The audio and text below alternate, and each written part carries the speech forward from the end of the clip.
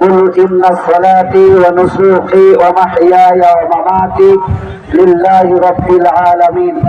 وقال الله تبارك وتعالى في كلامه المجيد والفرقانه الحميد لن ينال الله لحومها ولا دماؤها ولكن ينال الله التقوى. সম্মানিত ঈদুল আজহার দিনে সুন্দর এই আবহাওয়ার মধ্যে উপস্থিত মুসলিম ভাতৃবৃন্দ ও পর্দার আড়ালে শ্রদ্ধেয়া সম্মানীয় মাননীয় মা এবং বোনেরা, সকলকে শ্রেণীগতভাবে জানাই আমার হৃদয়ের স্পন্দন থেকে আন্তরিক শুভেচ্ছা এবং বুক ভরা ভালোবাসা। প্রশংসা সেই মহান আল্লাহ, যে মহান আল্লাহ আপনাকে আমাকে বাইরে বসে যান, অত তাড়া নেই, সকলে তাড়া আছে, বসে যান, খুতবাটা শোনা জরুরি। ঈদের সালাত যেমন জরুরি, যদি খুতবা শোনাটাও জরুরি। প্রত্যেকে বসে যান। তো আল্লাহ পাক রব্বুল আলামিন আমাদেরকে এই একটা সুন্দর আবহাওয়ায়, এত রৌদ্রের দাবদাহ প্রতিদিন থাকে, কিন্তু আল্লাহর দয়া মায়ায় আজকে সুন্দর আবহাওয়া আল্লাহ দিয়েছেন। এই আবহাওয়ায় ঈদুল আজহার বড়টা সালাত সুন্নাতের তরিকায়, রাসূলের তরিকায় ওরা তৌফিক দান করেছেন। সেই মহান মনিবের দরবারে শত কোটি লক্ষ কোটি সালাম ও লক্ষ কোটি শুকরিয়া জ্ঞাপন করে সকলে বলে আলহামদুলিল্লাহ।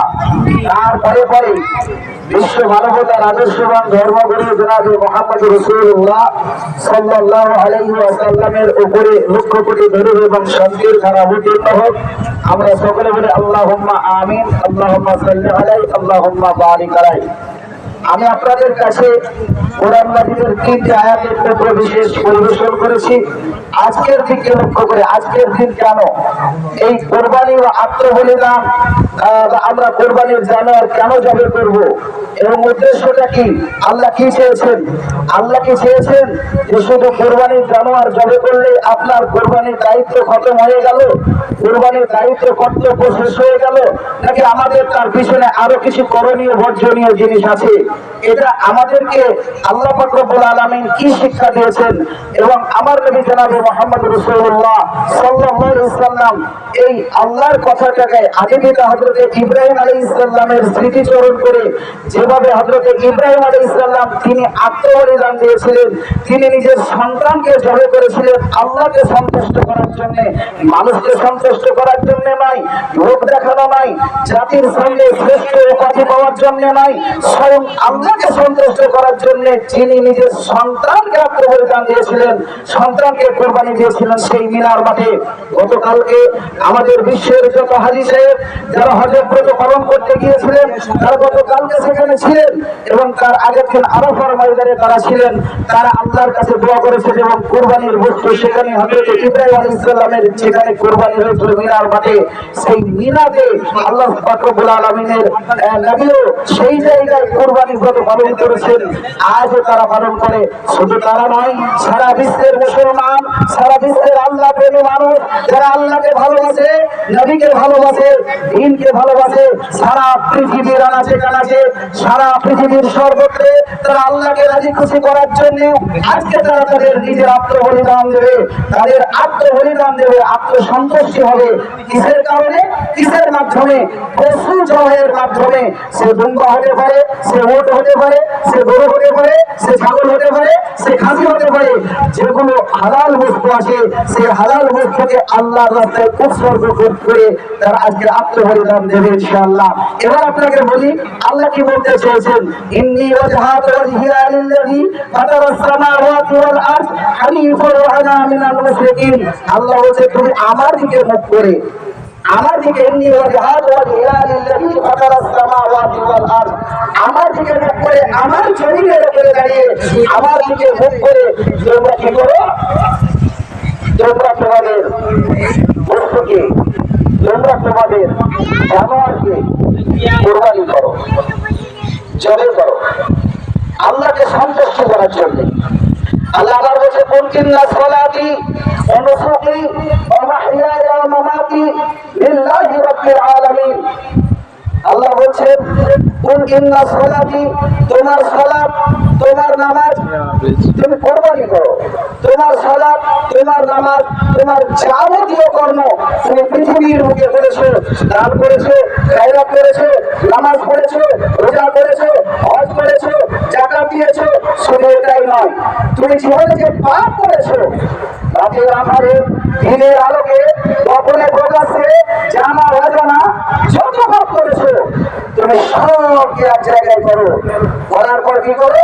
কুল ইন্না সলাতি ওয়া নুসুকি, তুমি কুরবানি করো কার রাস্তায়? লিল্লাহি রাব্বিল আলামিন, আল্লাহর জন্য। আগে আমি করবো কি কোরবানি করবো?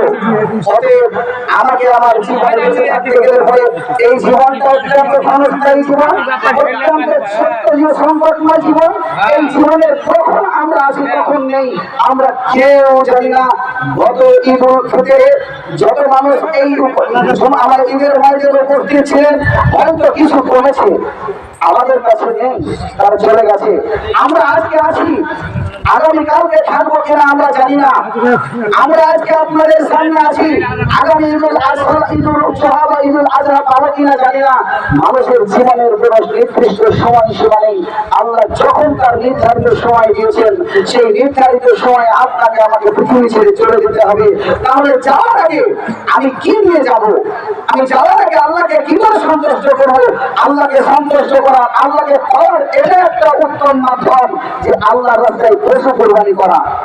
সেই সঙ্গে সঙ্গে আমার জীবনের পশুত্ব যদি থাকে, আমার জীবনের নোংরামি যদি থাকে, আমার জীবনের খারাপি যদি থাকে, আমার জীবনের পাপ যদি থাকে, সেগুলোকেও আল্লাহর রাস্তায় কোরবানি দেওয়া। সেই সঙ্গে সঙ্গে আমার জীবনের যে ভালো কাজগুলো আছে, আমার জীবনের যে নেক কাজগুলো আছে, সেগুলো আল্লাহর রাস্তায় কোরবানি দিতে হবে। আল্লাহ বলছেন এই পশুর মাধ্যমে, আল্লাহ কোরআনে বলছেন لا ينال الله لحومها ولا دماؤها ولكن ينال الله التقوى। হে পৃথিবীর বান্দা, আমি রক্ত চাই না, আমি রক্ত চাই না, আমি গোশত চাই না, মাংস চাই না, আমি কিছু চাই না, আমি চাই তোমার অন্তরখানা। এটা কেন নাজিল হলো? এটা কেন নাজিল হলো?